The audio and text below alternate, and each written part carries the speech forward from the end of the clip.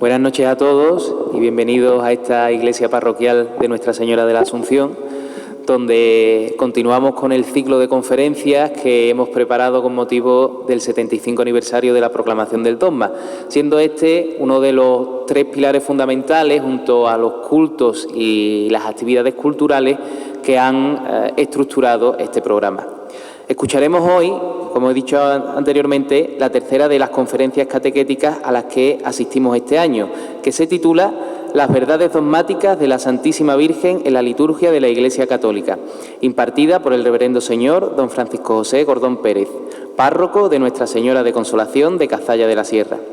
Nacido en Guadalcanal el 26 de abril de 1995, estudió en el Seminario de Sevilla el bachiller y la licenciatura en Teología Dogmática. Actualmente, tras haber cursado la licenciatura en Teología Litúrgica en la Universidad Eclesiástica San Dámaso de Madrid, se encuentra realizando el trabajo final sobre las fuentes litúrgicas del Códice Calixtino de la Catedral de Santiago de Compostela. Ha estado al frente de la parroquia de Nuestra Señora de Consolación del Pedroso y de las clases de religión del Colegio Santa Clara de la Doctrina Cristiana en Cazalla de la Sierra. Desde que don Francisco José inició su labor pastoral en el Pedroso, se ha mostrado siempre abierto para atender cualquier llamada de la Hermandad Asuncionista, haciéndolo con auténtico y verdadero fervor a Nuestra Señora de la Asunción. Y entre otras celebraciones que recordamos con gran cariño, participó como concelebrante en el solemne pontifical junto al cardenal don Carlos Amigo Vallejo del 15 de agosto de 2021, en el que fue bendecido el sin pecado de los devotos. Sin más, muchas gracias, don Francisco José, por estar aquí con nosotros.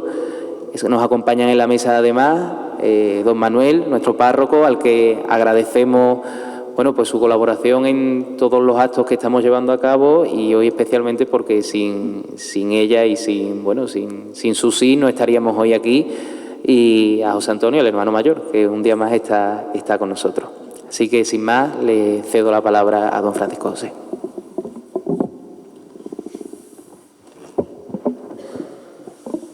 Bueno, pues buenas noches a todos. Les doy las gracias a don Manuel, párroco, buen amigo, por acogerme una vez más en esta su casa, y a la Hermandad de la Asunción pues por invitarme a compartir esta conferencia catequética. Sé que el protocolo manda que los agradecimientos pues sean al final, pero corro el riesgo de que se me olvide y no quisiera que se queden las gracias sin dar.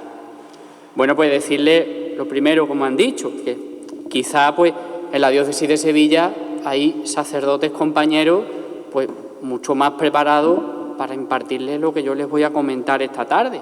Más y menos cuando yo todavía pues no me ha dado tiempo a defender trabajos finales, como han dicho, pues sobre las fuentes litúrgicas del Códice Calixtino. Pero bueno, no obstante, pues yo no vengo aquí como liturgista porque todavía no me han dado el título, sino vengo como sacerdote y como cura, a compartir con vosotros pues algunas cositas que espero que no se aburran, que les gusten y que les sirvan en su día a día. Presentaban el título de la conferencia catequética de la siguiente manera: Las verdades dogmáticas de la bienaventurada Virgen María en el culto de la Iglesia Católica. Yo le he añadido un subtítulo porque nos ayuda a profundizar en el tema que tocamos: un acercamiento desde la teología litúrgica. ¿Qué vamos a hacer nosotros? ¿De qué vamos a hablar esta noche? Pues miren, nosotros vamos a hablar, evidentemente, de los dogmas de la Virgen, pero desde otra perspectiva, desde la liturgia. Es decir, cómo en la liturgia se celebra y se pone de manifiesto y se proclama lo que creemos, en este caso, de la Virgen Santísima. Lo que he dicho con palabras más técnicas, como se decía en ese documento famoso del Indículo, escrito en tiempos de San Agustín, la relación entre lex credendi, lo que creemos, y lex orandi, lo que celebramos. Bueno, pues como les digo, nosotros vamos a acercarnos a las verdades sobre la Virgen, a los 4 dogmas marianos, dicho de forma más concreta, desde la fuente que nos supone la liturgia, desde las oraciones. Entonces, nosotros para llegar a esto, ¿cómo lo vamos a hacer? Pues mira, lo primero, para que nadie se me pierda, vamos a realizar una pequeña aproximación conceptual. Vamos a hablar de que es una verdad dogmática, que lo sabemos, pero bueno, siempre conviene recordarlo. He metido también la Santísima Virgen María, creo que ella necesita poca presentación, pero bueno, vamos a hablar también de qué es la Iglesia, en este caso la católica, qué es la teología y qué es la liturgia, para poder acercarnos al tema que la hermandad me propone. Una vez que hayamos hecho esa presentación de conceptos básicos, de herramientas, podemos así llamarlo, pues vamos a hacer lo siguiente, un recordatorio de la dogmática mariana, el contenido de los 4 dogmas que actualmente la Iglesia cree y profesa sobre la Santísima Virgen. Una vez que hayamos recordado la dogmática mariana, vamos a pasar a su presencia en la liturgia. Vamos a ir del dogma más antiguo, que es el de la maternidad divina de María, al dogma más moderno, que es el de la Asunción, como saben. Pues lo que vamos a hacer, profundizar en su desarrollo histórico, de forma muy sencilla y muy breve, en su contenido teológico y cómo nos lo presenta eso la liturgia de la Iglesia. Finalmente, pues una vez que hayamos hecho eso, vamos a establecer unas pequeñas conclusiones y poco más. Y como les decía al principio, pues espero que no se aburran y que les guste el tema, porque les digo ya de antemano que es apasionante. Lo primero, no voy a leer, no me gusta leer, pero la memoria para tanto dato no me llega. Necesito tener siquiera una guía por delante. Lo primero, una verdad dogmática. ¿Qué es una verdad dogmática? Porque nosotros estamos celebrando el 75 aniversario de la proclamación del dogma de la Asunción, Pero, ¿qué es un dogma realmente? Bueno, pues si nosotros vamos a los números 88 y 89 y siguientes del Catecismo de la Iglesia Católica, el Catecismo nos dice lo siguiente: los dogmas son verdades contenidas en la revelación divina o verdades que se relacionan con estas. En el número 89 nos dice, son verdades que iluminan nuestro camino de fe. Ahora bien, ¿de dónde proviene un dogma? ¿Cómo la Iglesia lo proclama? Porque el dogma de la Asunción es el último, 1950. Sin embargo, estuvo en la fe de la Iglesia desde el minuto 1. Pues hemos dicho que un dogma es una verdad revelada por el Señor, que o bien se la puede definir en el siglo I, o bien, en este caso, como fue el de la Asunción, en 1950. ¿El dogma varía? No, nunca. San Vicente de Lering, en su obra llamada El Commonitorium, una obra muy interesante, decía, el dogma no varía, pero sí varía la reflexión sobre el mismo. ¿Por qué? Pues porque la teología no ha sido siempre la misma, ni estanca. Hemos ido avanzando. Los padres hacían teología de una manera, los doctores medievales de otra, los doctores del Renacimiento de otra, en el Barroco de otra, en la Ilustración de otra, hasta llegar a nuestros días. Luego, el dogma es una verdad revelada que ilumina sobre Dios y nos acerca a Dios, que no varía en su contenido, pero que sí se la puede aumentar en su conocimiento, por así decirlo. El dogma está fijo, pero la reflexión sobre él podemos saber más. En el siglo XIX, cuando se proclamó el dogma de la Inmaculada, se sabía más sobre él que en el siglo II o en el siglo V, en tiempos de San Epifanio de Salamina, por ejemplo. Bueno, pues, estableciendo esto, dogma, verdad divinamente revelada, que ilumina nuestro camino hacia Dios. Nosotros ahora, pues, habría que hacer una presentación de la Santísima Virgen. La Santísima Virgen no necesita presentación alguna. Es la Madre de Dios, la Madre de la Iglesia, y eso es lo que nosotros creemos, a grosso modo, sobre ella. Profundicemos, por otra parte, en el culto, porque es de lo que a mí me ocupan esta noche. El culto. ¿Qué es el culto? Pues si yo les preguntase a ustedes, me dirían, pues lo que el cura hace. Sí, ¿verdad? El culto es mucho más que eso, que lo que un cura hace, un sacerdote, un obispo. Esa es la comprensión que se estableció en el siglo XIII y que ha permanecido hasta 1962, con el Concilio Vaticano II.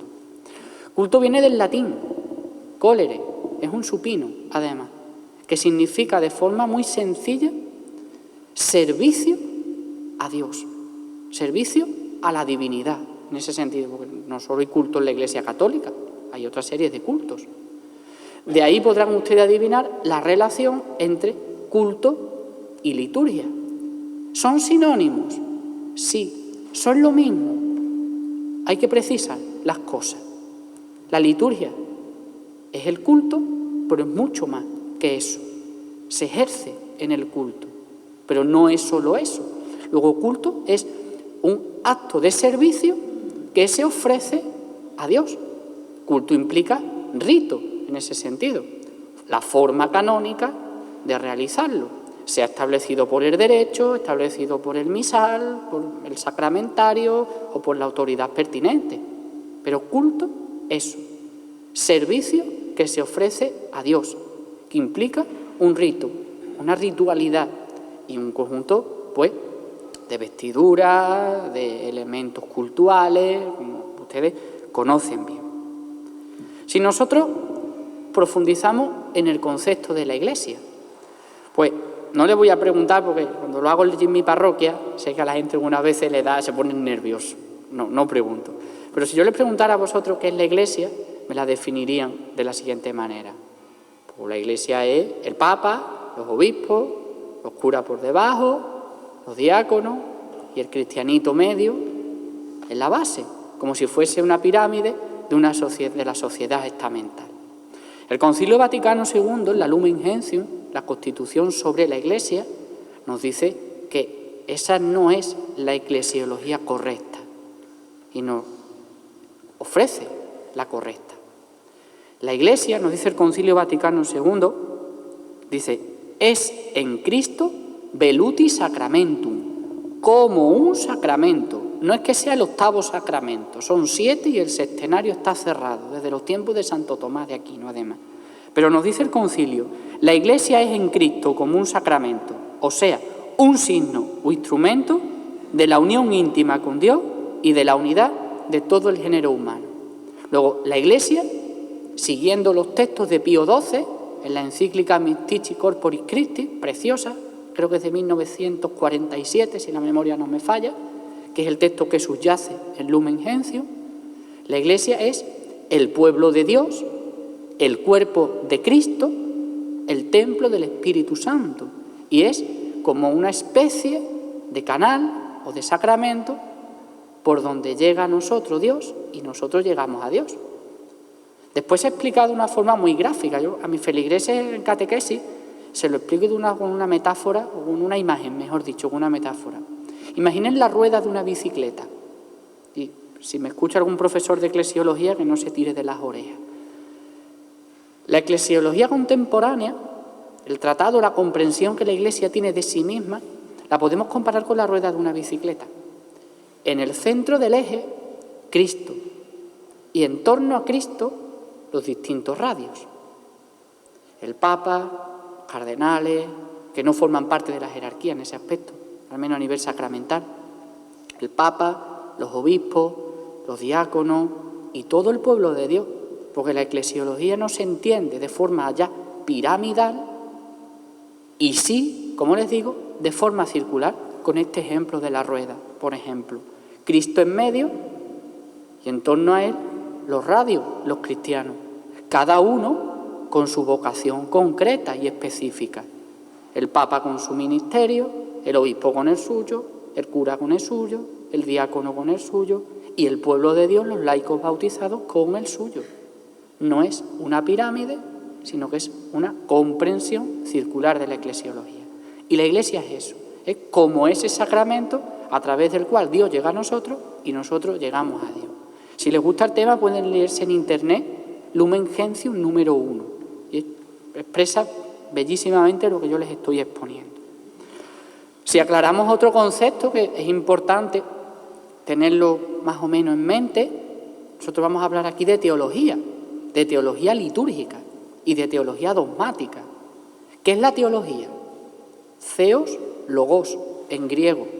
Es el discurso reflexivo sobre la fe que se apoya y se nutre o bebe desde la divina revelación, la Sagrada Escritura y la tradición apostólica en ese sentido. Entonces, ¿qué es la teología? Es la reflexión de los misterios de nuestra fe. Por eso les decía al principio que los dogmas no varían en su núcleo, pero sí puede aumentar el conocimiento y comprensión que la Iglesia tiene de ellos. Porque la gente piensa, gracias a Dios, y reflexiona y profundiza las cosas. Y la teología es eso, el ejercicio racional de la fe, asistido por la luz del Espíritu Santo, la intercesión de la Virgen, en fin, Dios nuestro Señor, por supuesto. Entonces, la teología dogmática es aquella porción de la teología que reflexiona sobre los dogmas revelados. La teología litúrgica es aquella que realiza su reflexión sobre la celebración litúrgica. Todo ello para conocer más a Dios, a la Virgen, a los santos y los entresijos profundos de nuestra fe. ¿Ustedes pueden hacer teología? Claro, y de hecho el bautismo nos pide a todos formar nuestra fe. Estamos aquí en esta conferencia para eso, para formarnos. Nosotros podemos pensar sobre la fe. Ahora bien, le corresponderá al magisterio de la Iglesia, a las personas cualificadas, decir, pues eso está bien hecho, ahí se ha usted equivocado, en fin. Pero la teología es eso, el ejercicio racional de la fe. No lo digo yo, sino Ángel Cordovilla, un profesor de teología dogmática. Dicho esto, si nosotros seguimos profundizando, porque es aquí a donde me quiero llegar y espero que no se estén aburriendo. ¿Se aburren? ¿Les gusta? ¿Me están entendiendo? Bendito sea Dios. Ahora vamos a por la pregunta estrella. ¿Ahora mejor? Y ahora vamos a hablar sobre teología litúrgica. Y ahora sí les voy a preguntar, ¿qué es la liturgia?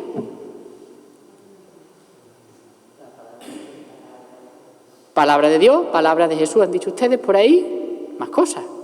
La liturgia contiene la palabra de Dios, es palabra de Cristo también, evidentemente, pero ¿qué es la liturgia para todos vosotros? A don Manuel no le pregunto, porque la trata todos los días. La celebración, muy bien. ¿Y qué es la celebración? Muchas cosas está preguntando ya este cura. La celebración de la palabra de Dios y de los sacramentos, porque nosotros somos católicos. Otras confesiones cristianas solo celebran la palabra, pero no el sacramento. Efectivamente, la palabra celebración, que la usamos para todo en la Iglesia, porque es así, celebramos, expone un hecho muy sencillo. El hecho de reunirnos, celebrar en latín, expresa eso. Lo han dicho ustedes, la liturgia es la celebración de la fe. Pero yo les voy a ampliar el horizonte, si les parece.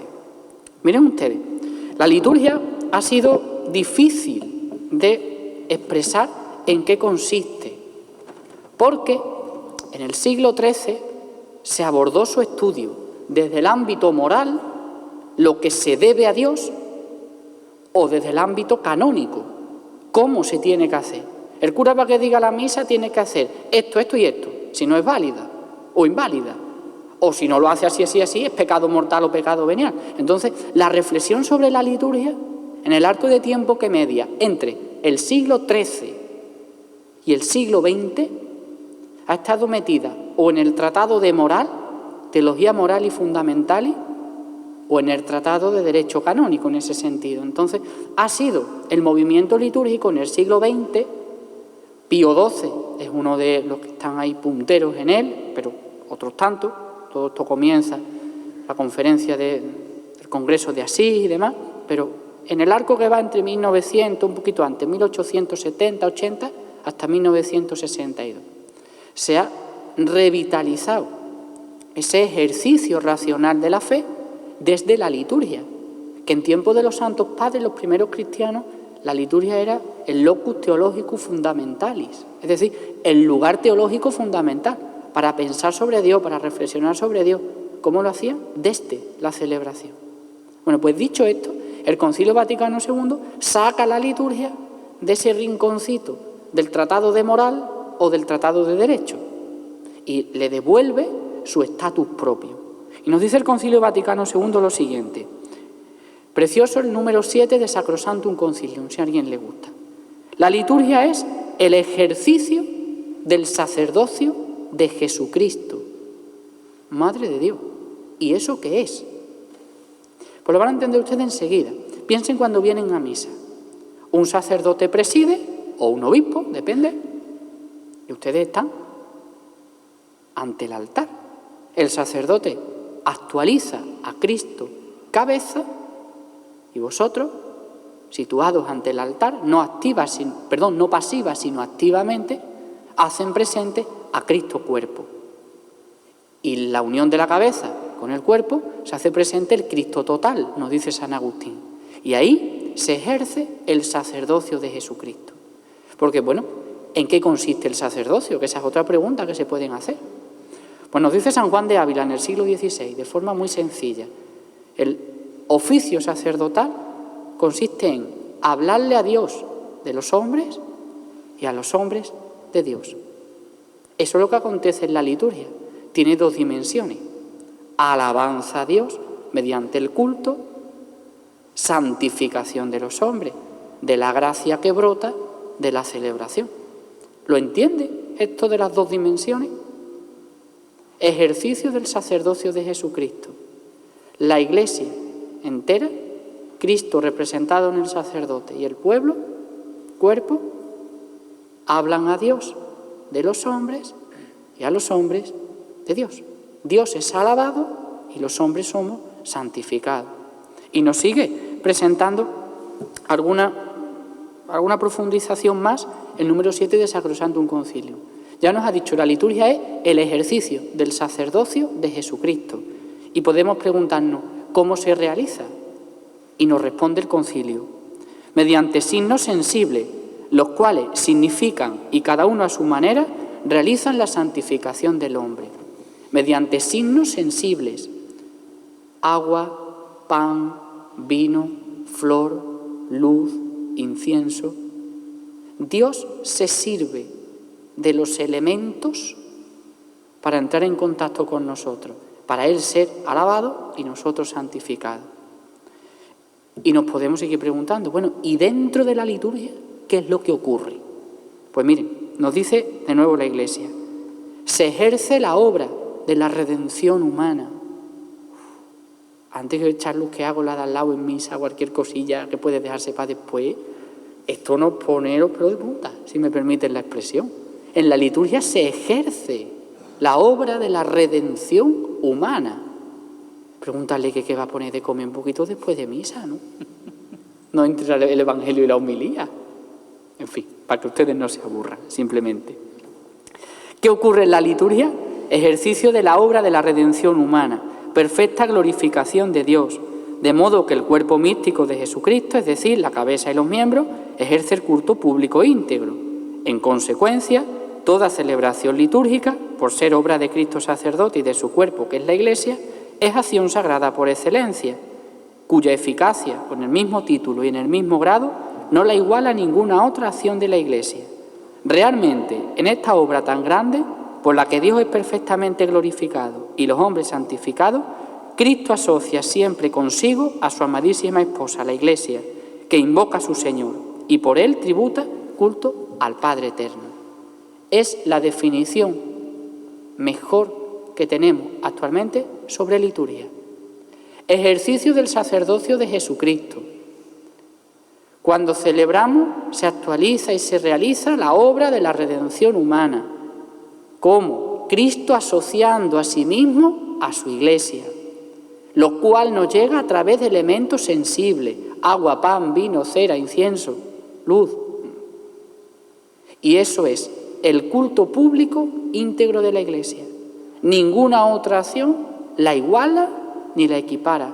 Todo brota del culto y todo apunta hacia el culto. ¿Lo entiende? Me parece asombrosa la definición de Pío XII y del Concilio. Ejercicio, la recalco, del sacerdocio de Cristo, asociando a su esposa la Iglesia. Mediante signos sensibles se actualiza la obra de la redención humana y de la glorificación de Dios.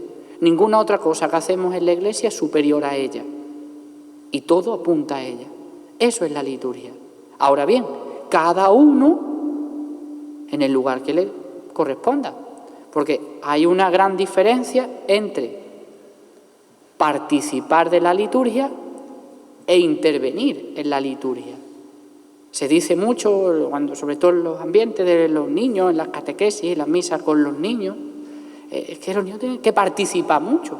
Muy bien, claro, pero hay que distinguir entre participar e intervenir. Participar, participamos todos. Partim capere en latín significa tomar parte. Intervenir es distinto. No por subir muchas veces al presbiterio y hacer muchas cosas en él, se participa más. Si la participación no es una cantidad y un sumatorio de cosas que se hacen en el altar. No toca hacer una munición, yo tengo que subir, ofrecer, yo tengo que subir.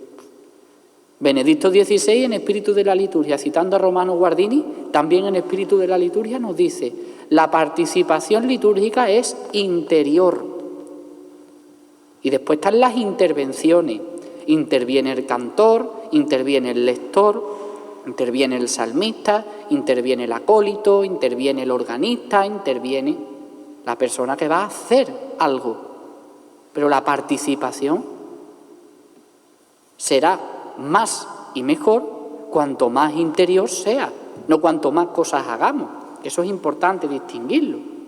Bueno, pues dicho esto, podemos cerrar este punto sobre el ser, la naturaleza, el qué es la liturgia, explicando nosotros, porque nos podemos preguntar, bueno, ¿y esto por qué es eficaz? Si me están diciendo que es el ejercicio del sacerdocio de Jesucristo que asocia a sí mismo a la Iglesia, que se ejerce la redención humana, la perfecta glorificación de Dios, ¿por qué es eficaz? Porque si hemos dicho que la liturgia es celebración y celebrar es reunirse, nos podemos reunir en el casino y tomar una cerveza y estamos reunidos igual. La eficacia se la da la presencia de Jesucristo. Si yo les pregunto a ustedes, ¿dónde está Jesús presente? Me dirían, en el Santísimo Sacramento del altar, Padre. Y por supuesto que sí. Pero Jesús, el Señor, está presente en la celebración litúrgica, nos dice el concilio, también en el número siguiente, en varios momentos. Está presente en la palabra, cuando se proclama, está presente en el ministro, está presente en los fieles, está presente en la liturgia de las horas, cuando la Iglesia se reúne para cantar salmos, son las oraciones que al menos los religiosos y los clérigos hacemos en nombre de toda la comunidad cristiana. Está presente bajo las especies eucarísticas. Como ven, por influjo del Concilio de Trento y por necesidad de dar respuesta a la crisis protestante, la presencia de Cristo se absolutizó en el Santísimo Sacramento. El Concilio nos dice, claro, Jesús está presente en el Santísimo Sacramento del altar, pero también en otros momentos. Está presente en la palabra, como les digo, está presente cuando nos reunimos para cantar salmos y todos esos momentos, pues, donde la Iglesia nos lo indica. De aquí que brota necesidad de leer, no, porque en la Iglesia no leemos, proclamamos. Hay una gran diferencia. Cuando subimos al ambón, proclamar bien las lecturas. Lectura del libro del Apocalipsis. ¿Quién se ha enterado? Palabra de Dios. Vamos a ver. Usted tiene el texto delante. Sus oyentes no. Dele tiempo a las personas de reflexionar y de interiorizar lo que le están indicando, lo que le están leyendo. Por eso, fundamental, cuando se va a hacer el servicio de la lectura, leerla despacio. Tampoco para dormirse, con ritmo propio. Que la gente se entere, comprendan. Nunca se lee la letra roja, que se llama rúbrica. Solo lo que está en negro. Y al final se levanta la mirada, palabra de Dios. ¿Por qué? Porque usted le está prestando su voz a Dios. Tiene toda una dinámica teológica la proclamación de la lectura, pero me saldría del tema si me meto en eso.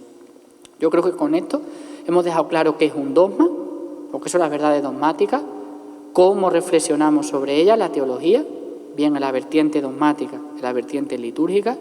Hemos explicado qué es la liturgia y por qué es tan importante, por la presencia de Cristo y lo que en ella acontece. Nosotros ahora vamos a pasar al segundo momento, las verdades marianas desde la teología dogmática.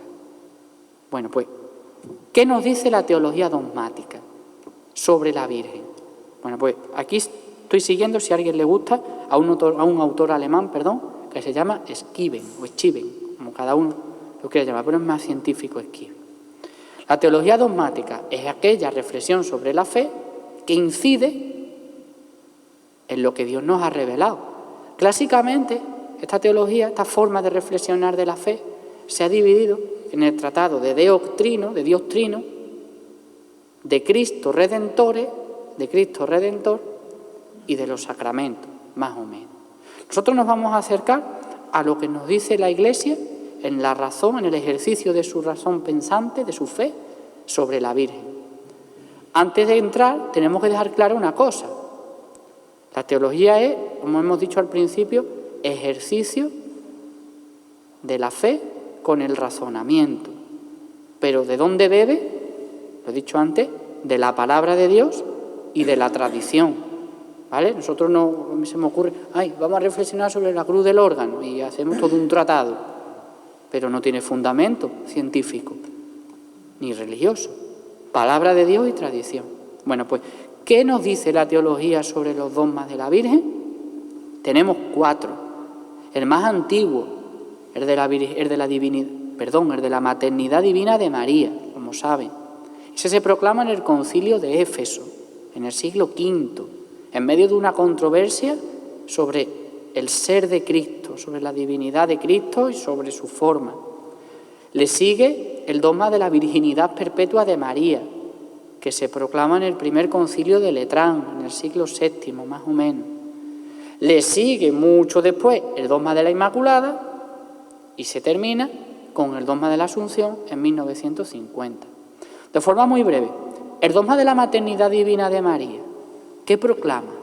¿Dónde nace y qué se quiere con él? Miren, el dogma de la maternidad divina de María nace en un contexto polémico. Nace en Éfeso, donde San Cirilo y un patriarca de la Iglesia de Oriente, de la Iglesia de Constantinopla, Nestorio, debaten sobre si Cristo es Dios, si es persona divina, si es persona humana. ¿Qué es Cristo? Bueno, pues cuando dejan claro que Cristo es una persona, y un poquito después el Concilio de Calcedonia afirma, humana y divina, donde se une lo humano y lo divino sin división, sin separación, sin mezcla, eso afectaba a la Virgen, porque Nestorio, el patriarca constantinopolitano, predicaba, no, la Virgen no es madre de Dios, Cristo es un hombre. Nestorio olvidaba que Cristo nació como hombre sin dejar de ser Dios. Pues eso es lo que le rebaten en el Concilio de Éfeso. Y es lo que dicen, no, Cristo es Dios, es la segunda persona divina de la Santísima Trinidad, pero se ha hecho carne. La Virgen puede ser llamada perfectamente Madre de Dios, porque ha dado a luz a Cristo como hombre, pero no ha dejado de ser Dios al ser hombre. Esto es un entresijo bastante complicado y si no se explica bien se puede rozar en la herejía. ¿Por qué la Virgen es Madre de Dios? Porque la Virgen engendra a Cristo según la carne. Pero Cristo, al ser engendrado según la carne, nunca ha dejado de ser Dios. ¿Eso se entiende? ¿Más o menos? Por eso les costó un gran debate. Hasta que en el Concilio de Éfeso el Papa dice, no, Cristo es Dios, sin duda ninguna. Aunque se ha hecho hombre, no ha dejado de serlo. La divinidad se esconde, dice San Ignacio, pero está presente. Bueno, pues la Virgen, en virtud de lo que se llama la unión hipostática, es decir, lo mismo se puede hablar de Cristo como hombre que de Cristo como Dios, porque la unión está en la persona, por eso se puede llamar Madre de Dios, porque ella ha engendrado en su vientre a la persona de Jesucristo en cuanto hombre, pero también es Dios. Por eso ella puede ser llamada con total libertad y verdad Madre de Dios. Si les gusta en el catecismo, lo explican muchísimo mejor que yo. La controversia se saldó, como saben, proclamando la verdadera fe sobre Cristo y en consecuencia, ex obliquo, se llama eso, la Virgen como Madre de Dios. Si nosotros nos vamos al dogma de la virginidad perpetua, este es el que presenta más problemas, porque sobre todo la mentalidad contemporánea, de corte naturalista, cientificista, y todo esto, pues evidentemente, si no nos ponemos las gafas de la fe, no lo entendemos. Reflexiona sobre la virginidad de la Virgen San Agustín, reflexiona San Jerónimo, reflexiona los padres, hasta que en el Concilio I de Letrán, por influencia de San Ildefonso de Toledo, el capellán de Santa María, se deja claro: María es virgen, ante partum, in partum, et post partum, es decir, antes del parto, en el parto y después del parto. Y esto, milagro, ¿cómo es posible? Antes del parto. Antes del parto es fácil de entender. Vayan al Evangelio de la Anunciación. La encarnación del Verbo, la obra del Espíritu Santo. Ahí no hay más duda. Pero, ¿y en el parto? Algunas sois madres. ¿Cómo entender eso? Por eso nos dice Santo Tomás de Aquino que se entiende por una cosa que se llama la sutileza o la miraculosa dilatación. Es decir, cómo la Virgen pudo dar a luz sin dolor, parto indoloro se llama además, sin dejar de ser virgen. Pues miren ustedes, la respuesta la da Santo Tomás en el siglo XIII. Dice Santo Tomás: la Virgen pudo permanecer virgen in partu porque a ella se le aplicaron por adelantado los beneficios de la resurrección de Jesucristo. ¿Cómo entró Jesús en casa de los apóstoles el domingo de Pascua? Las puertas estaban cerradas. Carne gloriosa. Pues esos beneficios de la resurrección se le aplican a la Virgen por anticipado. ¿Por qué? Porque ha sido elegida para ser Madre de Dios. Por eso también es inmaculada, como ahora veremos. Y después del parto, ¿por qué permanece la Virgen virgen? Lo tenemos en la Escritura. No tenemos conocimiento de que la Virgen tuviese nupcias con más nadie, ni más hijos. Cristo es el Hijo único de Dios, el Hijo único de María. Nosotros somos hijos adoptivos en Cristo. Algunos autores, como Antonio Rollo Marín, sostienen que la Virgen hizo un voto también de perpetua virginidad. Pero eso es opinión teológica, no está revelado. Si pasamos al dogma de la Inmaculada, tiene toda su historia, siglo XIX, 1854. ¿Qué se cree en ese dogma? Que por un privilegio especial del Altísimo, con vistas a ser la Madre de Dios, Dios la preservó de contraer la mancha del pecado original. Ese es el contenido del dogma de la Inmaculada. La Virgen es preservada de esa mancha por privilegio de Dios, porque la ha elegido por madre de su Hijo. Así se lo cantan los seises en Sevilla. Por madre de su Verbo, Dios Padre te eligió. Y el dogma de la Asunción, ese lo saben muchísimo mejor que yo. Pues ese dogma proclama que, acabado el curso de la vida terrena, la Santísima Virgen fue elevada, asunta, en cuerpo y alma al cielo. Digámosle que, como a ella se le aplican los méritos de la resurrección antes, pues la primera criatura, prototipo de la humanidad, que entra a gozar de la presencia de Dios al cielo.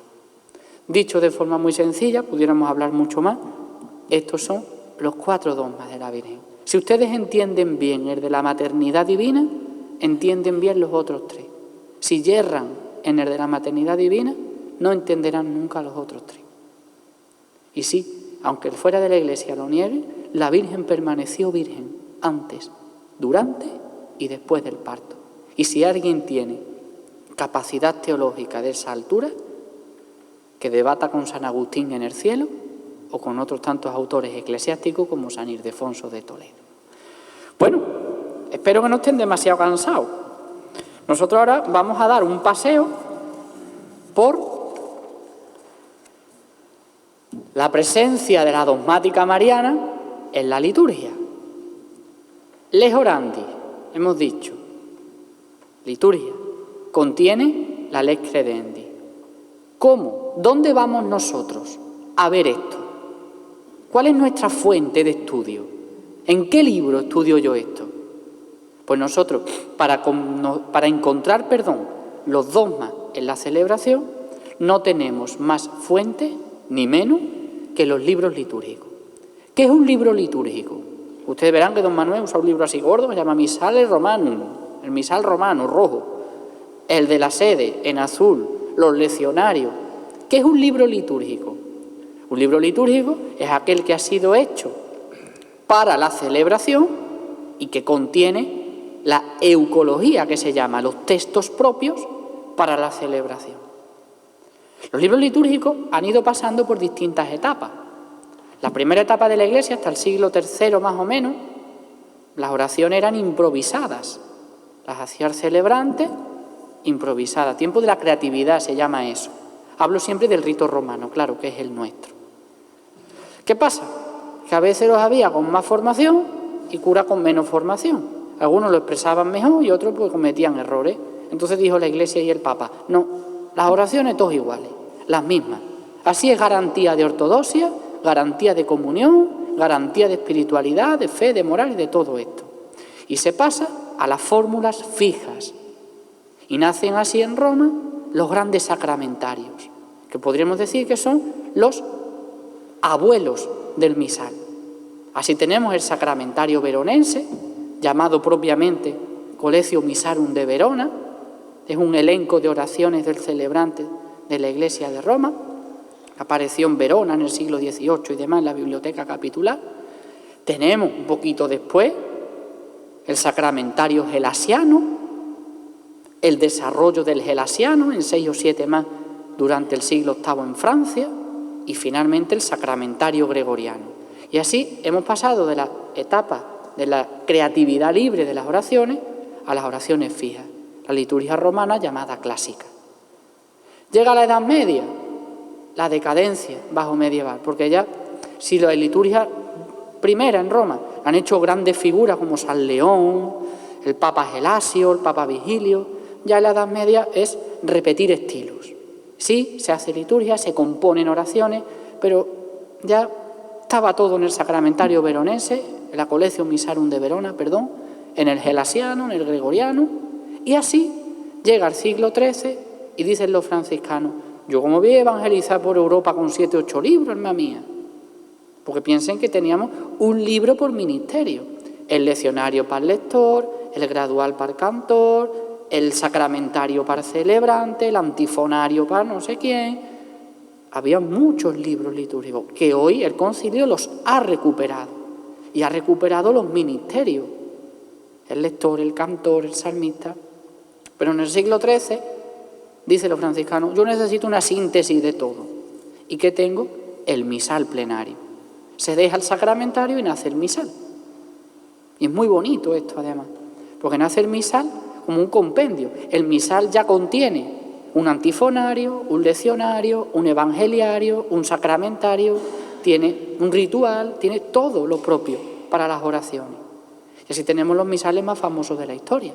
El misal glagolítico de Kiev, del siglo VIII, hoy están allí en guerra, por desgracia, el misal de Bobbio, el misal de Lucelli, en fin, misales muy interesantes para el campo de la liturgia, desarrollados en la Europa del siglo XIII, más o menos, XIV.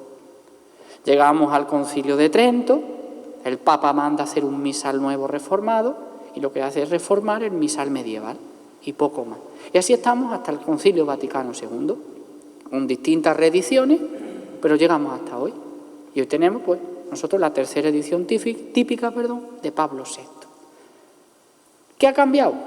Pues si me permiten la expresión, el formato, la cáscara. ¿Ha variado el contenido? Muy poco a lo largo de la historia. Y lo van a ver enseguida. Si nosotros nos vamos al dogma de la maternidad divina de María. Ese dogma, la liturgia, lo celebra el 1 de enero. Hoy, claro, después de Pablo VI. Antes de Pablo VI, en los años que median entre 1931 y 1969, esa fiesta se celebraba a finales de octubre. ¿De dónde proviene la celebración de la maternidad divina de María? Pues proviene mayormente de Egipto. Otros apuntan que del Oriente, pero más o menos, por influencia del Concilio de Éfeso, llega a Roma. Y así tenemos una primera oración en el sacramentario gelasiano, que habla de la maternidad divina de María, que hoy, con algún que otro retoque, nosotros tenemos como oración colecta en la misa del día 1 de enero. Y dice así, esto de tener una mano nada más.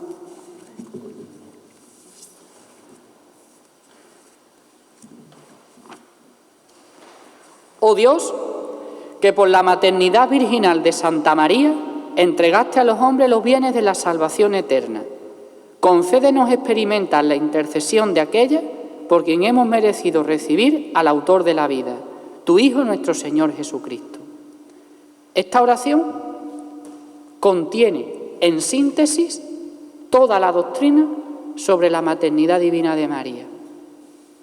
Proviene de ámbitos egipcios, orientales, y la consagra el sacramentario gelasiano en Roma, fuera de Roma, porque gelasiano se compone en París, en ámbitos galicanos, y desde ahí, pasando después al misal, se extiende por toda Europa y llega hasta hoy. Si ustedes se dan cuenta, la oración comienza con una invocación a Dios Padre. Oh Dios, un recuerdo de un hecho prodigioso, que por la maternidad virginal de Santa María entregaste a los hombres los bienes de la salvación eterna. Nos dice que la maternidad de la Virgen proviene de la obra de Dios en beneficio de los hombres. Y finalmente una petición: concédenos experimentar la intercesión de aquella por quienes hemos merecido recibir al autor de la vida. Yo no sé si consigo exponerle cómo la liturgia es portadora del dogma. Esto es la oración de la Iglesia. Y la Iglesia que ha rezado: oh Dios, que por la maternidad virginal de Santa María entregaste a los hombres los bienes de la salvación eterna.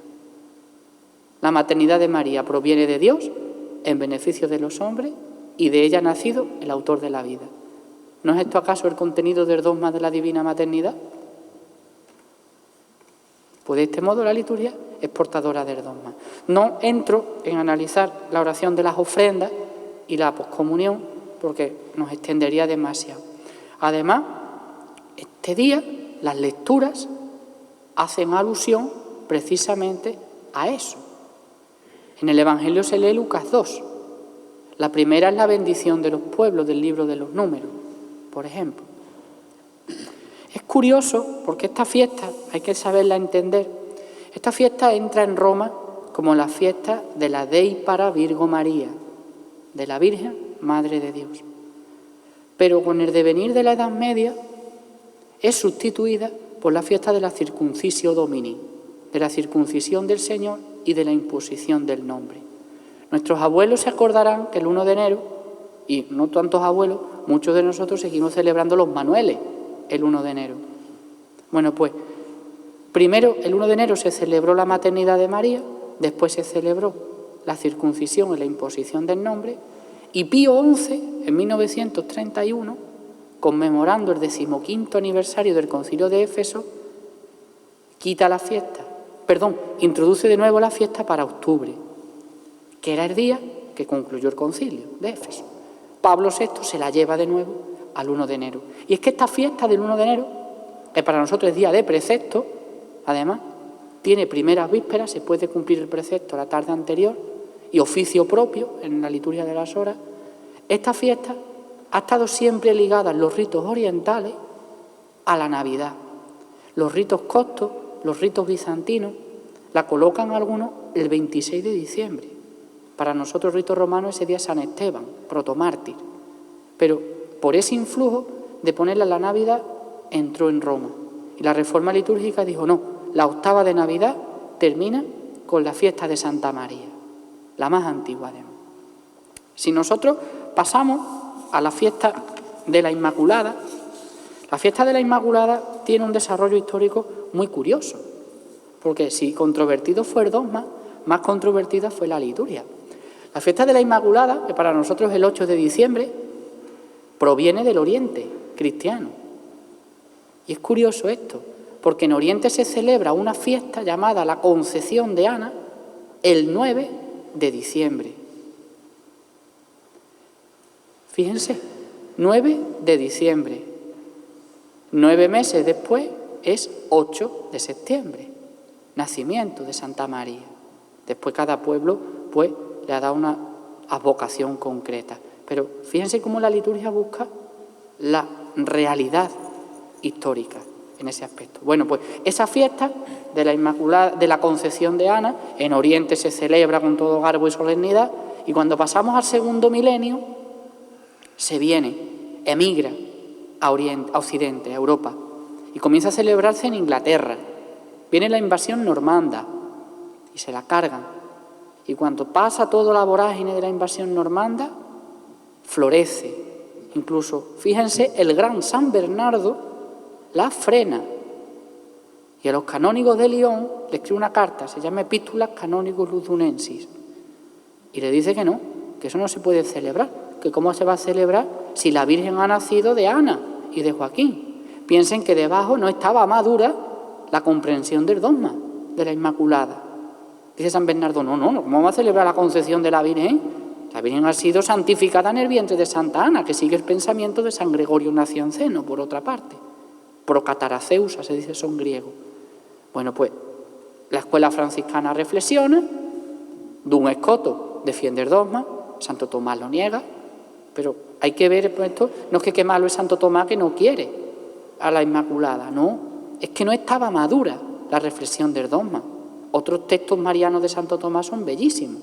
Él es la cuna de la teología católica. En el dogma no estuvo maduro hasta el siglo XIX.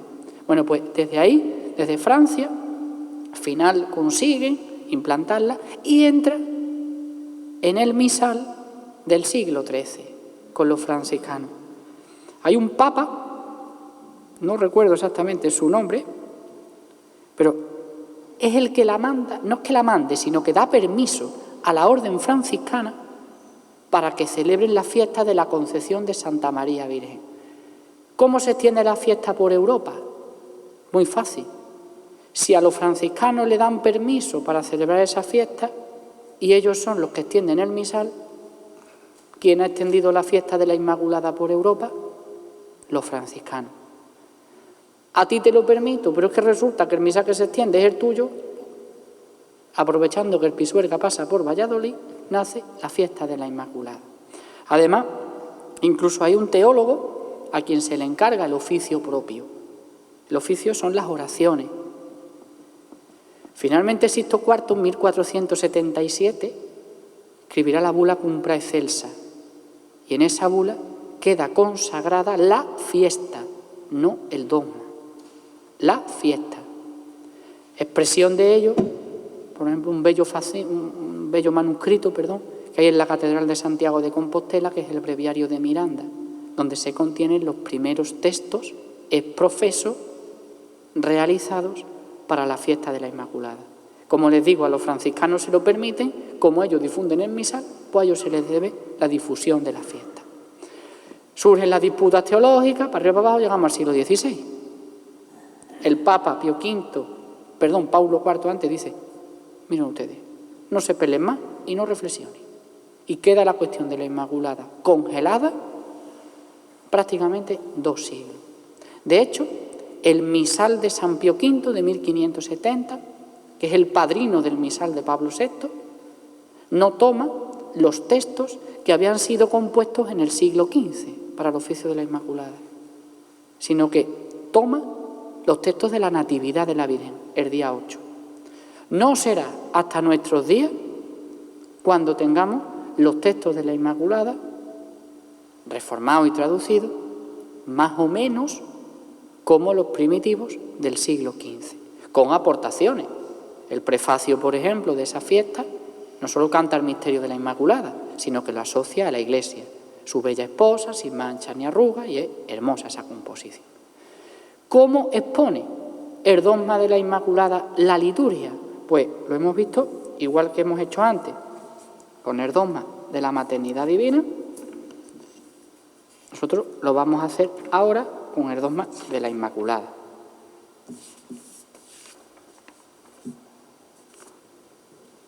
Aquí.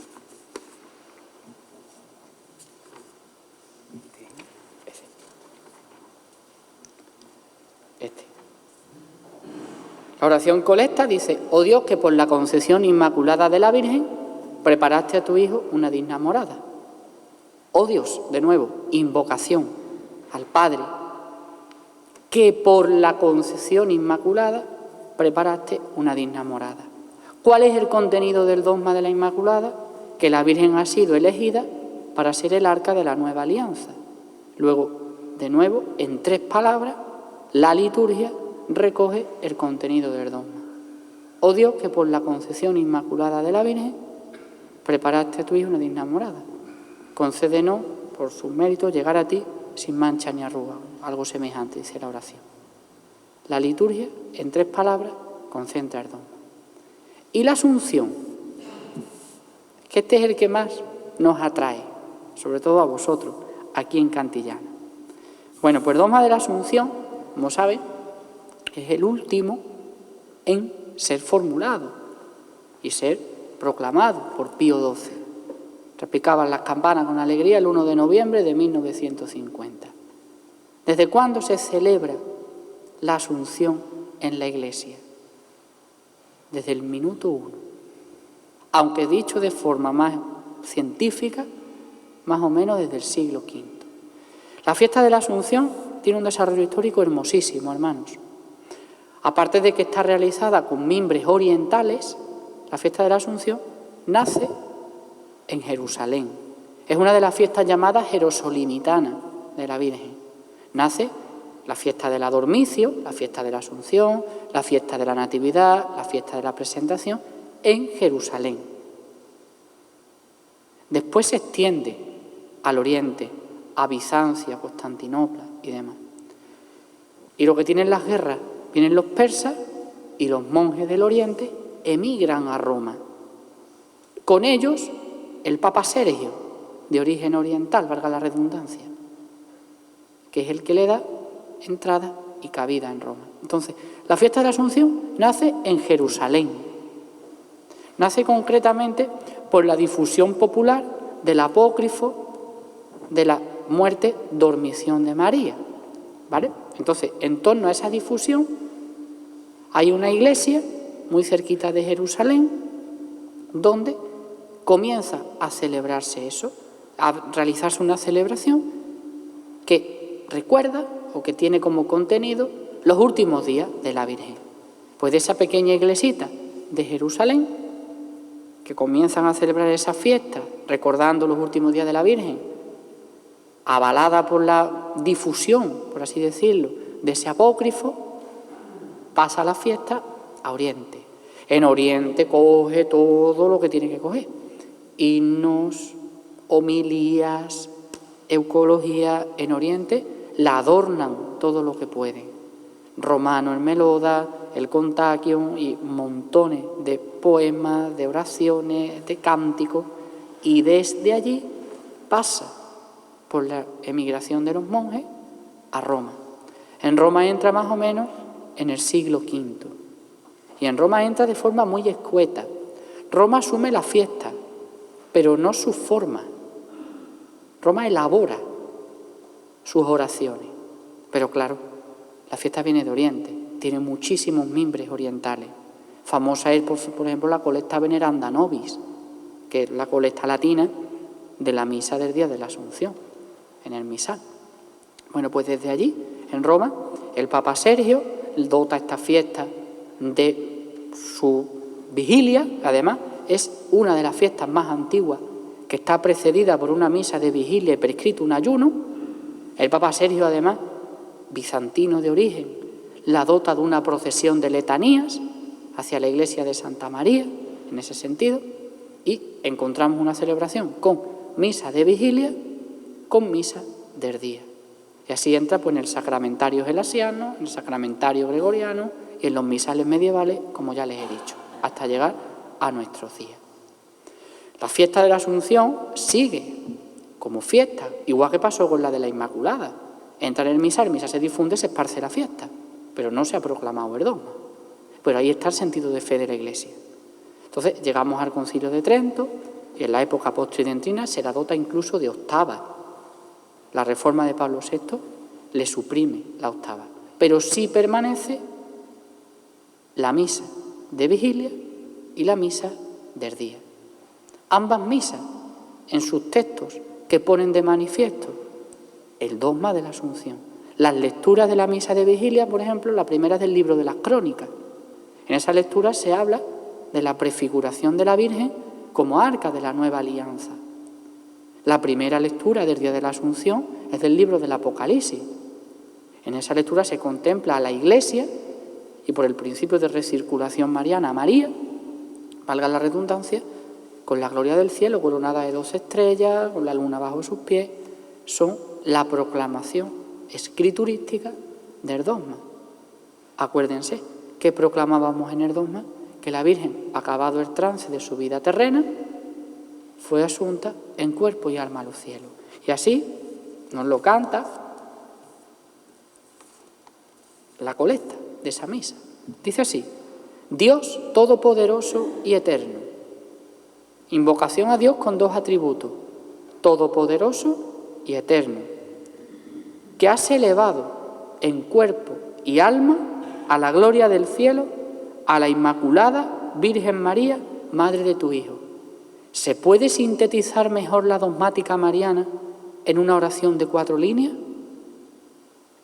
Esto se llama en la oración la anámnesis, el recuerdo del milagro, del prodigio. Y la petición. Concédenos que, aspirando siempre en las realidades divinas, lleguemos a participar con ella de su misma gloria.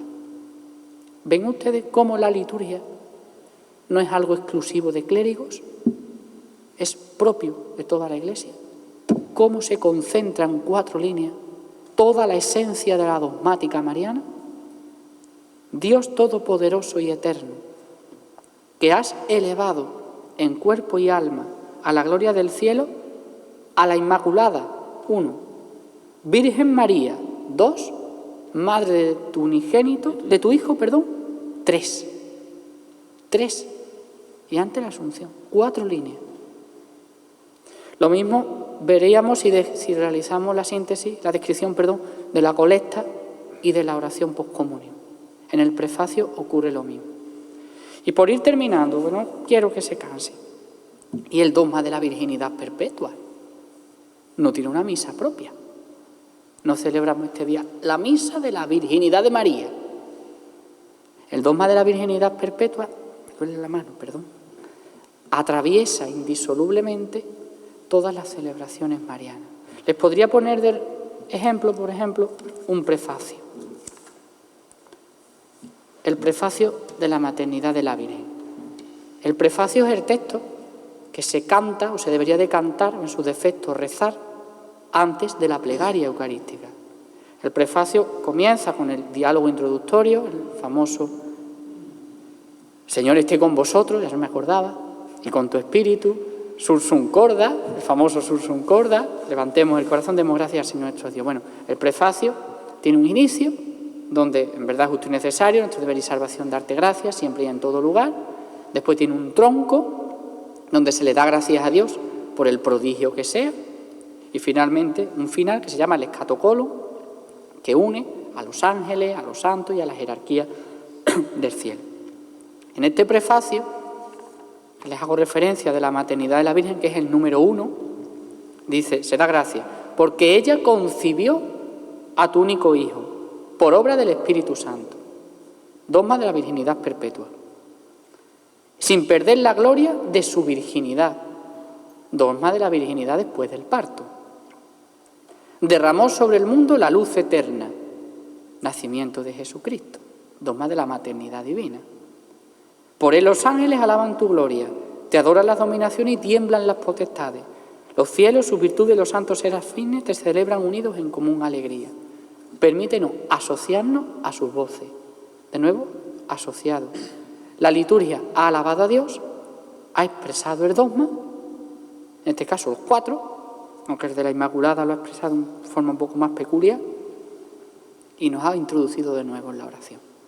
Luego, no hay una celebración concreta del dogma de la virginidad de María, porque están todos los textos. Si nosotros concluimos esta exposición, que espero que no se hayan aburrido demasiado, porque dejo aquí muchos datos, como por ejemplo el Papa o el franciscano que compuso los textos de la Inmaculada, en fin, pero si os quiere, pues se lo indico después en privado. Si nosotros concluimos, o por cerrar la conferencia, ¿a qué punto llegamos? Pues miren, llegamos a 3 cosas. La primera es a lo que decíamos al principio, La lex orandi es la lex credendi. Nosotros celebramos lo que creemos y creemos lo que celebramos. Toda cosa que se interponga y quebrante esa unión es extraña a la liturgia y por ende será extraña a la fe de la Iglesia. Hay una cosa muy curiosa en el Códice Calixtino, y disculpen que me lleve el agua a mi sardina, que es una de las misas, se llama la Misa de Miraculi Sancti Jacobi, la Misa de los Milagros de Santiago. La Misa de los Milagros de Santiago es la última que cierra el libro primero del Códice. Esa misa no ha salido del Códice Calixtino. ¿Por qué? Porque carecía de fundamento histórico. Tiene todo el libro tercero, el Códice, donde habla de los milagros de Santiago acontecidos en España y fuera de España, en toda Europa. Pero no ha habido constatación histórica. Era un elemento muy local de Compostela, donde se celebraba eso, pero no se celebraba en otra parte de la Iglesia. Como la Iglesia es católica, no ha entrado, porque nosotros celebrar aquí la misa de los milagros de Santiago nos sería, por ejemplo, extraño. O celebrar, qué sé yo, voy a poner un ejemplo muy tonto y que nadie se ofenda. La misa del tercer tropiezo del niño Jesús cuando estaba jugando con el pajarito en, qué sé yo, en la carpintería de San José. Pues eso no sería extraño a la fe de la Iglesia, porque la revelación no está. Puede que en los apócrifos, sí. Entonces no entra. Entonces, lo que les indico con esto es que es tarea de todos preservar la pureza de la liturgia, porque en ella se contiene la fe.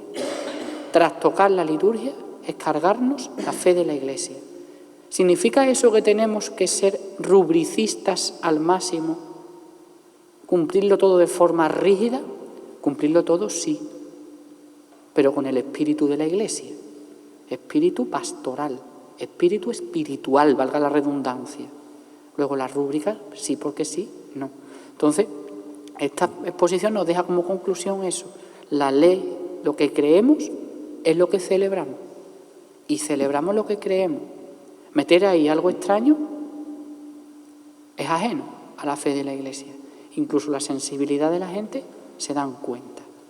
La segunda conclusión a la que llegamos, hermanos, con esto, es que estudiando los textos marianos, no solo encontramos la dogmática mariana, sino que encontramos un tesoro.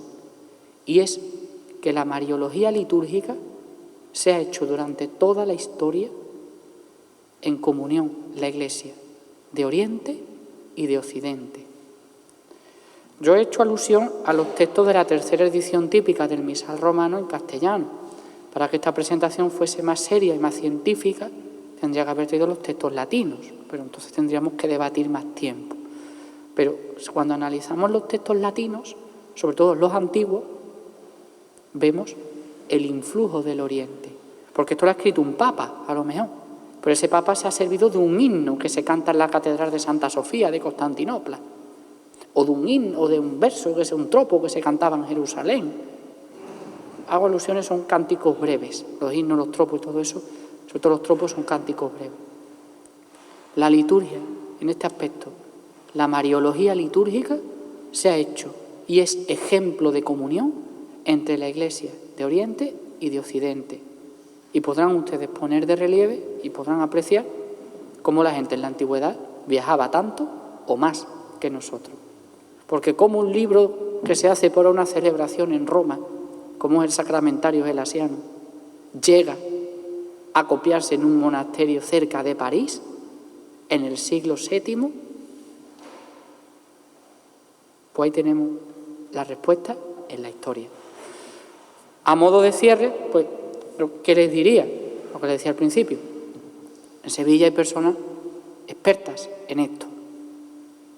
Vengo aquí como cura y les expongo pues algo que conozco y que manejo todos los días, ¿no? Como profesional de la materia, porque dice el Papa que no hay que tener titulitis, ni la tengo, pero hasta que uno tiene su título no es acreditativo en ese sentido. Bueno, pues yo lo que he intentado es exponerles cómo la liturgia, desde su ser propio, es portadora y expresa el dogma. Y esto no es ajeno a vosotros. Las oraciones las reza don Manuel, las preside pero la participación es espiritual. Ustedes tienen que poner su corazón en aprender la oración que yo les he puesto. Cuando toque esta, cuando toque otra, otra. Yo me quedo aquí y me gustaría escucharles si tuvieran alguna pregunta, que sea con piedad y no es muy difícil, por favor.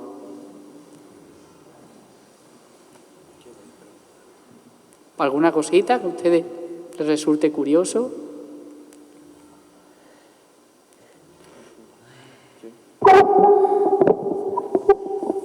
Que creo que un poco en general, ¿no? O por lo menos que a mí me ha llamado mucho la atención, bueno, aparte de las gracias, porque la verdad que creo que ha sido, una temática compleja y de mucha profundidad, pero de forma muy didáctica. Hemos hablado de conceptos muy profundos, realmente, y sin embargo creo que más o menos pues nos hemos quedado un poquito con la esencia de cada uno. Me ha llamado mucho la atención el tema de las oraciones, porque es verdad que es algo que, bueno, muchas veces estamos cuando venimos a misa, estamos en el día a día y las hacemos un poco aunque no debiésemos, pero por encima no profundizamos realmente en todo lo que tiene y en la capacidad de síntesis. O sea, que es verdad que creo que la que hemos visto, la del Día de la Inmaculada, me parece que era, en 2 frases te ha resumido toda la profundidad del dogma, que yo me he quedado, cuando uno lo piensa realmente, dice, bueno, me ha admirado la capacidad, desde luego, del que la compuso. Eso no es mío, es de Pío IX, no tiene la patente. Pero bueno, es un poco, ¿no? Que creo que ha estado muy bien por eso, porque han sido conceptos profundos, pero explicados de forma muy didáctica. Y además que estas conferencias en general creo que sirven para eso, para cosas que tenemos muy del día a día y que no acabamos de entender todo lo que quieren decir, abrir un poco los ojos y no simplemente mirar, sino ver lo que tenemos delante y comprender un poquito, bueno, un poco más lo que estamos haciendo y lo que estamos diciendo, lo que estamos viviendo y celebrando. Así que muchas gracias por esta conferencia, que creo que en general habrá llegado y habrá gustado, por lo menos a mí. Yo espero no haberles cansado. A mí, aunque no es mi especialidad en el campo de la liturgia, es un tema que me apasiona, el de la Mariología. Sí les digo, si algún liturgista, un profesor mío de Madrid me viera, se echaría las manos a la cabeza, porque de las oraciones que yo les he expuesto hay tesis doctorales, hasta de un concepto. Porque, como ustedes han podido adivinar, es algo que toca la fe de la Iglesia desde lo más profundo. Hay tesis doctorales sobre, me viene a la cabeza una de un compañero, la misa de la ascensión del Señor, por ejemplo. Entonces, yo he intentado aquí exponer la dogmática mariana en clave litúrgica en algo así como una orilla y algo. Entonces, este tema es muy profundo, este tema es muy arduo, este tema es muy bonito. Yo lo que he pretendido es abrirles boca. Y siempre me gusta hacer un apunte al final. La liturgia no lo digo yo, lo dice la Iglesia. Y no es que venga yo a vender mi libro, ni mucho menos. Es de todos. Además son muchos, como les he expuesto. Y el concilio los recuperó. Nos dice la Constitución litúrgica de Pablo VI, la Sacrosanctum Concilium, que la liturgia es la fuente primera de la espiritualidad de la Iglesia. Nosotros todos estamos aquí porque somos cristianos, creyentes y practicantes. Rezamos y celebramos nuestro rosario, nuestras devociones, nuestra oración en el sagrario, en la intimidad con el Señor. Pero que estos textos, que están al alcance de la mano, los encuentran ustedes por cualquier sitio, y si no se los piden al cura, que con mucho gusto les deja el misal, pero que no se lo carguen, que pesa bastante, pueden y son textos de oración. Han salido de la oración de la Iglesia. Son la oración de la Iglesia. Expresan la oración de la Iglesia. Transmiten la oración de la Iglesia. Yo no he hecho aquí alusión a una cosa que es muy importante porque no entraba en el tema, pero quizá el rito romano es el nuestro, es uno de los ritos occidentales, que es más escueto en cuanto a la Mariología se refiere. Si ustedes profundizaran en el rito hispano-mozárabe, que es el que se celebraba en la península ibérica hasta el año 1080, fecha en la que el rito romano baja desde la Narbona francesa por los Pirineos y Cataluña, y el rey Alfonso VI, en el concilio de Burgos, le dice a los obispos españoles, no, el Papa Gregorio VII quiere que la liturgia romana se imponga en toda la Iglesia. Entonces quedó suprimida la liturgia hispánica. La liturgia hispánica es más rica, porque bebe más del Oriente. De hecho, algunos liturgistas, como Pinel, sostienen que proviene del Oriente directamente. Tiene más celebraciones y es más rica. Rica no es la palabra, más amplias en torno a la eucología. Las oraciones de la Virgen, por ejemplo, en la misa del 18 de diciembre, la misa de la O, de la Esperanza, que es de rito mozárabe, no es de rito romano. En el rito romano no existe esa misa. La oración colecta tiene 2 páginas en el misal. Entonces, si les gusta el tema, la liturgia hispano-mozárabe para el tema de la Mariología es riquísima.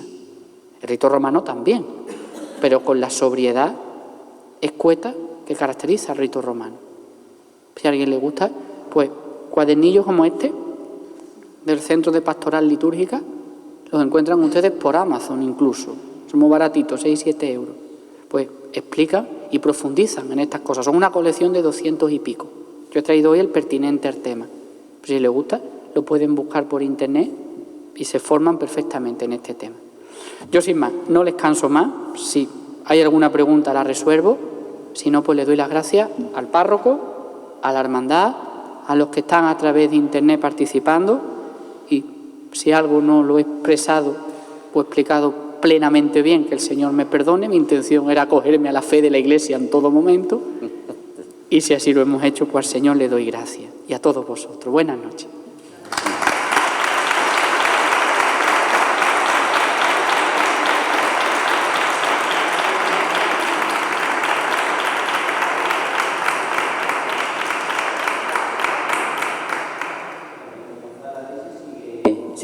En Toledo, que se sigue haciendo. Y en otras partes. En otras partes. En Sevilla lo hemos hecho. El rito mozárabe yo lo he depende llegado a hacer. de un permiso del obispo, pero está vigente. El cardenal Cisneros, en 1501, creo que fue, medio preparó el misal, porque el rito mozárabe es muy curioso. El rito mozárabe fue la forma celebrativa de la España romana y visigoda.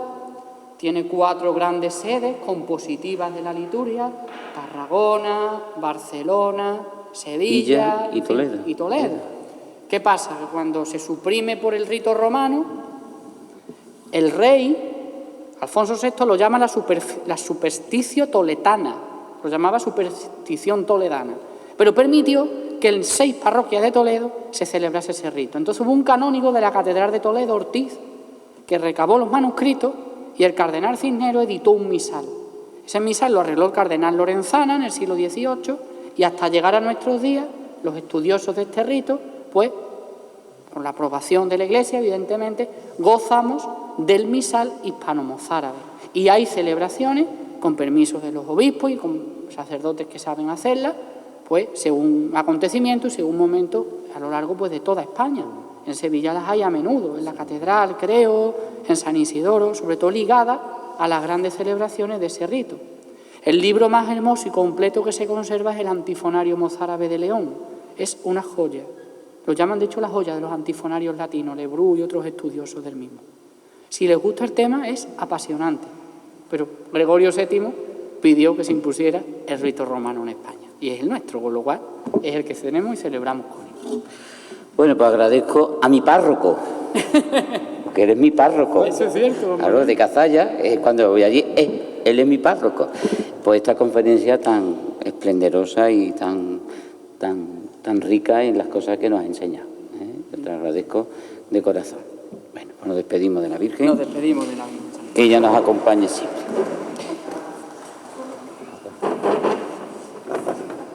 Dios te salve María, llena eres de gracia, el Señor es contigo. Bendita tú eres entre todas las mujeres, y bendito es el fruto de tu vientre, Jesús. Santa María, Madre de Dios, ruega por nosotros pecadores, ahora y en la hora de nuestra muerte. Amén. Gloria al Padre, y al Hijo, y al Espíritu Santo, como era en el principio, ahora y siempre, por los siglos de los siglos. Amén. Del Padre, del Hijo y del Espíritu Santo. Pues buenas noches a todos. Venga, ahora Buenas noches. le vamos a dar un pequeño obsequio a Francisco José por tan magnífica exposición.